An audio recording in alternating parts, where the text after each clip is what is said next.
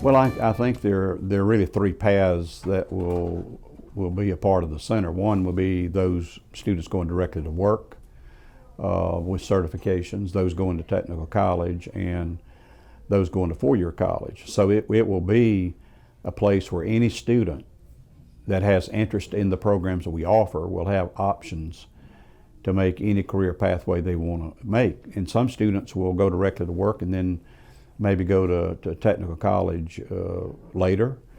Some will go directly into a two-year program. And some will actually make a choice of a four-year path. I mean, I think the programs this day and time in facilities like AIT attracts all students. And the current facility I am right now is 50% of the students are AP level students. And they're across all programs, auto tech, welding, biomedical sciences. So we'll have programs that meet the students' career interest and will provide them the opportunity to make different choices that they would like to make. But I think the parents will be excited about it because we're going to have kids that are going to be involved in capstone projects. There are four pillars of the center.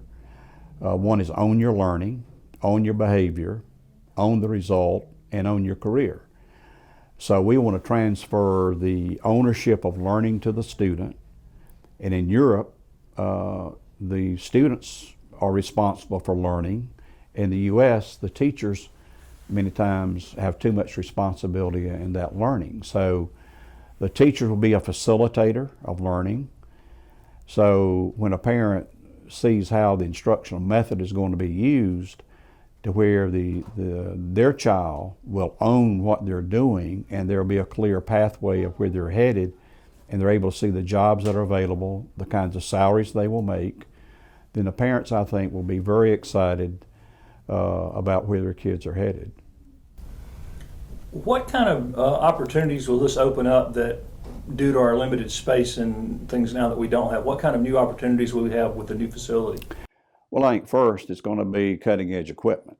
I think that, for example, we'll have 3D printers, we'll have augmented reality equipment that enables, say, an individual in an auto tech class could actually suspend a car in 3D, virtual augmented reality, assemble that vehicle. And in fact, I read this week that Mercedes in Germany now are putting their technicians through 3D augmented reality on the same machines that we'll have here, where they will have an opportunity first to actually, in a lab environment, put a car together before they go out into the lab and into the production lab to build cars. So that's the same thing that's going to happen here, is that kids will be on cutting edge.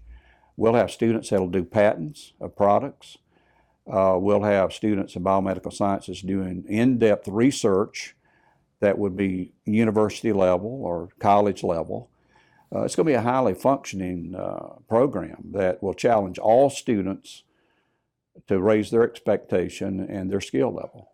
You've been around this a long time. Right. How have you seen technological education change since you've been in the business? Well, I think first is just the exposure that kids have now to technology.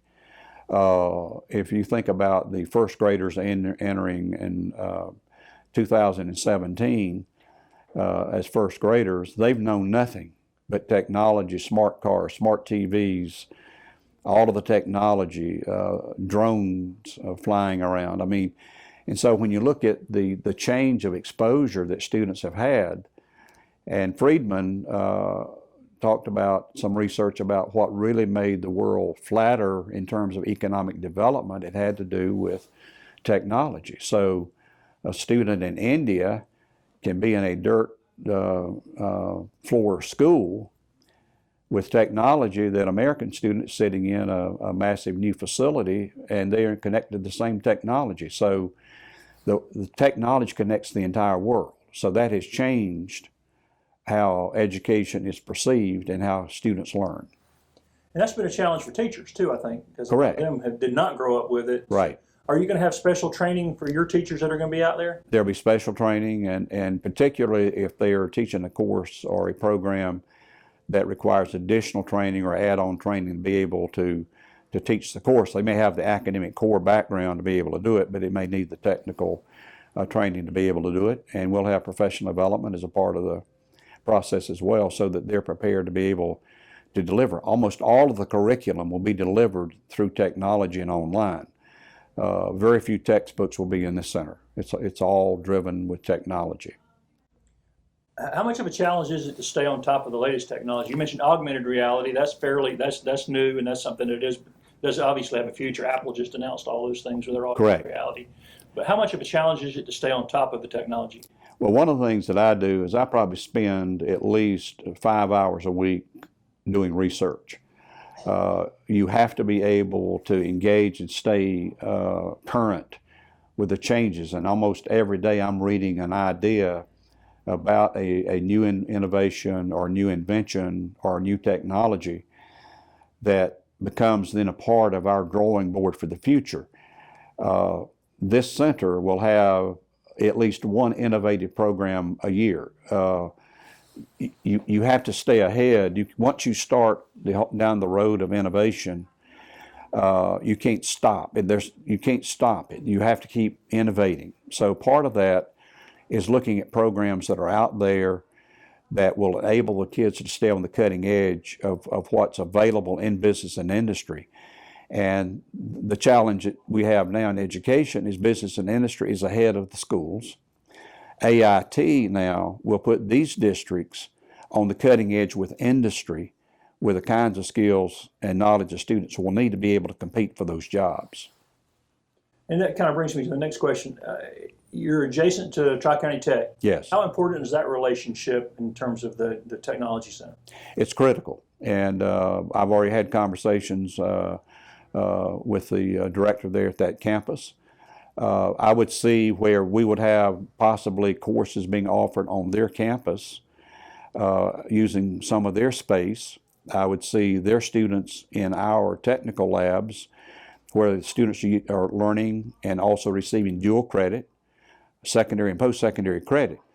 And we certainly would like to see students to advance far enough with the associate degree path that they would be able to complete an associate degree very shortly, if not at about the same time they complete their high school diploma. And that again gets kids into the workforce faster. If they are headed toward Clemson or Anderson or whatever, it gives them a head start on a 4-year path if that's their choice to go beyond the 2-year degree. But definitely it is very critical to have that partnership with Tri-County Tech, and it's already established in this county, and I've known about their efforts for years. And they're one of the top technical colleges in the state in doing and building partnerships. And speaking of partnerships, have you met with any of the industries already getting ready for partnerships with industries on targeted training and things? We have and will have. In fact, I've got a meeting this afternoon with some workforce development folks. Had conversations already with other industries up here, getting a feel in terms of what their needs are, and they'll be deeply involved in establishing the lab, setting up the equipment. We certainly would like to have them a real partner, making sure that whatever we're putting in terms of equipment and programs are actually what students need to know and be able to do that fits into mechatronics or machine tool or welding, so that we're shorting the time frame for their training once they graduate high school and enter the workforce. For people who haven't met you, we were talking before we started recording this. This is sort of a homecoming. You're from the upstate. You've got family here. Tell people a little bit about you and why you wanted to come back up to Anderson. Well, the upstate is home. I was born in Greenville County. My wife is from Pickens County, so we have a lot of family up here. I have attended Furman University. I have 2 degrees from there, and so we're very familiar with the area. Love the upstate, although I enjoyed my time in Columbia immensely. It was bittersweet to some extent because you form ties and have great relationships at every place you go. So, but coming here was really it's a thrill for us to get back upstate, close to extended family, and I have ties up here that occurred at state level, and so we have a lot of connections with business people and leaders already up here.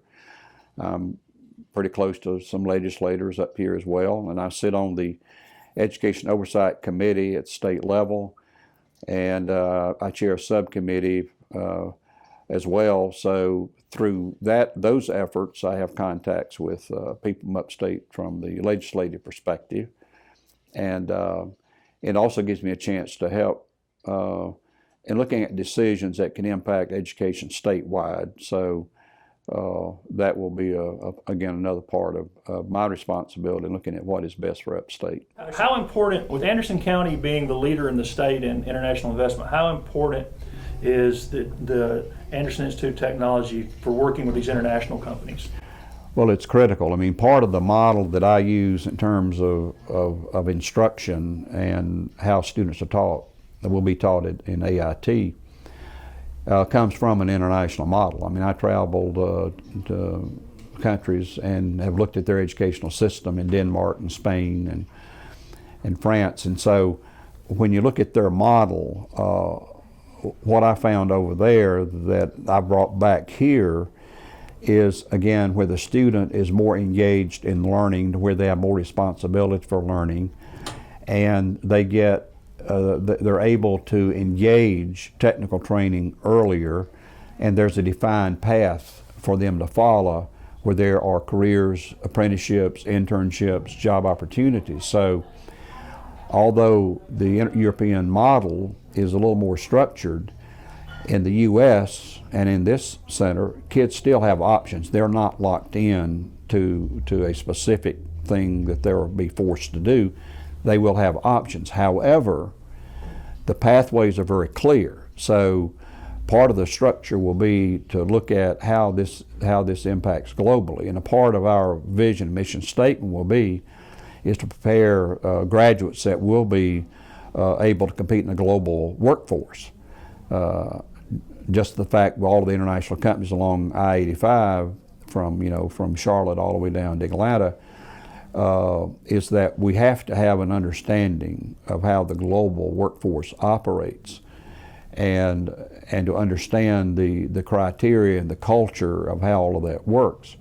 However, what they would expect a mechatronics student to do and be certified to be able to work in the workplace in an international company is not really any different than a local company, machine tool company, that has a need for those same kind of skills. But it's benchmarking, if you will, both the U.S. and county standards with international standards, so that the student has that mobility within companies as they move into the workforce.